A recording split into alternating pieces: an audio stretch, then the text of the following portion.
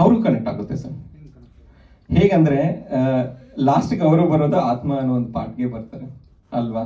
ಆತ್ಮ ಅಂದ್ರೆ ಏನು, ಈ ಮೂವಿಯಲ್ಲಿ ಸ್ವಲ್ಪ ಅದ್ರ ಬಗ್ಗೆ ಬಿಡಿಸ್ಕೊಟ್ಟಿದ್ದೀವಿ. ಆತ್ಮ ಅಂದ್ರೆ ಏನು, ಮತ್ತೆ ದೇಹ ಅಂದ್ರೆ ಏನು, ಅದ್ರ ಬಗ್ಗೆನೂ ಸ್ವಲ್ಪ ಸ್ಪಿರಿಚುವಲ್ ಆಗಿ ಕೂಡ ಸಹ ಇನ್ಫೋ ಕೊಟ್ಟಿದ್ದೀವಿ ಇಂಡೈರೆಕ್ಟ್ಲಿ. ಹೇಳಿ ಸರ್. ಲೈಟ್ ಆಗಿ ಹೇಳಿದೀವಿ.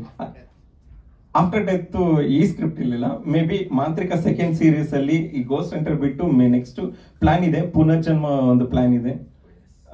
ಆ ಸ್ಕ್ರಿಪ್ಟ್ ಅಲ್ಲಿ ಮೇ ಬಿ ನೀವು ಹೇಳಿದ್ರಲ್ಲ, ಈ ಪರ್ಟಿಕ್ಯುಲರ್ ಪಾರ್ಟ್ ನ ತಗೊಳ್ತೀನಿ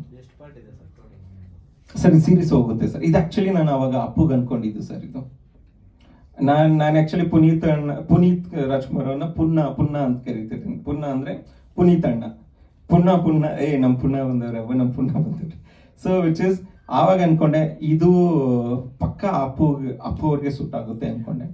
ಅಟ್ ದ ಸೇಮ್ ಟೈಮ್ ಆಮೇಲೆ ಧನಂಜಯ್ ಕೂಡ ನಾವು ಟ್ರೈ ಮಾಡಿದ್ವಿ ಒಂದ್ಸಲ, ಬಟ್ ಅಂದ್ರೆ ಪರ್ಟಿಕ್ಯುಲರ್ ಆಗಿ ಹೋಗಿ ಮಾಡ್ಲಿಲ್ಲ. ಯಾಕಂದ್ರೆ ಧನಂಜಯ್ ಯಾವಾಗ ಒಂದು ಡೈರೆಕ್ಟರ್ ಸ್ಪೆಷಲ್ ಅಂತ ಮಾಡಿದ್ರು ಆವಾಗ ಅನ್ನಿಸ್ತು, ಅರ್ರೆ ಈ ಹುಡುಗನ್ ಇಟ್ಕೊಂಡು ಏನೋ ಒಂದು ಮಾಡ್ಬೋದು ಅಂತ. ಈಗ ಧನು ಬೆಳೆದ್ಬಿಟ್ಟಿದ್ದಾನೆ, ಅಲ್ಟಿಯಾಗಿ ಹೋಗ್ಬಿಟ್ಟಿದ್ದಾನೆ ಮೇಲಕ್ಕೆ. ಇಸ್ ಗುಡ್ ನಾವು.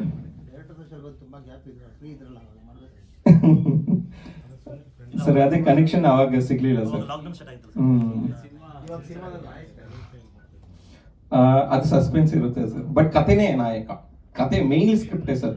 ಸ್ಕ್ರಿಪ್ಟ್ ಯಾಕಂದ್ರೆ ನಾನು ಸಿನಿಮಾಗಳು ನೋಡ್ತಿರ್ತೀನಿ. ನಾನು ಒಂದು 4,000-5,000 ಸಿನಿಮಾ ನೋಡಿದ್ದೀನಿ ಸರ್. ಓಕೆ, ಈ ಸಿನಿಮಾಗಳು ನೋಡೋ ಟೈಮಲ್ಲಿ ಏನಾಗುತ್ತೆ ಅಂದ್ರೆ, ಎಂಟರ್ಟೈನ್ಮೆಂಟ್ ಒಂದು ಸಿನಿಮಾ ಇರುತ್ತೆ, ಇನ್ನೊಂದು ಕಂಟೆಂಟ್ ಬೇಸ್ಡ್ ಸಿನಿಮಾ ಇರುತ್ತೆ.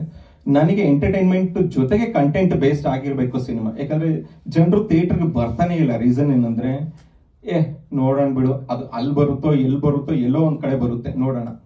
ಬಟ್ ಏನಂದ್ರೆ ಇಂಥ ಒಂದು ಏನಂದ್ರೆ ಇಂಪ್ಯಾಕ್ಟ್ ಕೊಡೋದೆಲ್ಲ ನೀವು ಥಿಯೇಟರ್ ಅಲ್ಲಿ ನೋಡೋದ್ರೇನೆ ಅದೊಂಥರ ಮಜಾ ಇರುತ್ತೆ. ಇಲ್ಲ ನೀವೇ ಹೋಮ್ ಥಿಯೇಟರ್ ಹಾಕೊಂಡು ನೋಡಿದ್ರೆ ಅದು ಮಜಾ ಇರುತ್ತೆ. ಜಸ್ಟ್ ಫೋನ್ಗಳಲ್ಲಿ ಯಾರಿಗೂ ಆಗ್ಲಿ ಮಜಾ ಸಿಗಲ್ಲ. ಅದು ಜಸ್ಟ್ ಏನಂದ್ರೆ, ಈ ಮೂವಿ ನಾನು ನೋಡಿದ್ದೀನಪ್ಪ, ಅಲ್ಲಿ ನೋಡಿದ್ದೀನಿ, ಇಲ್ಲಿ ನೋಡಿದ್ದೀನಿ ಅಂತ ಇರುತ್ತೆ. ಬಟ್ ರಿಯಲ್ ಆ ಫೀಲ್ ಸಿಗೋದೇನಂದ್ರೆ ಥಿಯೇಟರ್ ಅಲ್ಲೇ. ಇವಾಗ್ಲಿಂದ ಅಲ್ಲ, ಸಿನ್ಸ್ 70+ ಇಯರ್ಸ್ ಇಂದಾನು ನೀವು ಥಿಯೇಟರ್ ಅಲ್ಲೇ ನೋಡಿದ್ರೆ ಅದೊಂದು ಮಜಾ. ಅದು ನೀವು ಹೋಮ್ ಥಿಯೇಟರ್ ಆಗ್ಲಿ, ಇಲ್ಲಾಂದ್ರೆ ಈ ತರ ಸಿಂಗಲ್ ಸ್ಕ್ರೀನ್ಸ್ ಆಗ್ಲಿ, ಇಲ್ಲಾಂದ್ರೆ ಮಲ್ಟಿಪ್ಲೆಕ್ಸ್ ಅಲ್ಲಾದ್ರೆ ಎಲ್ಲಾದ್ರೂ ಆಗ್ಲಿ, ನೀವು ಥಿಯೇಟರ್ ಅಲ್ಲೇ ನೋಡ್ಬೇಕು, ಅದೊಂದು ಎಂಜಾಯ್ ಮಾಡ್ಬೇಕು ನೀವು.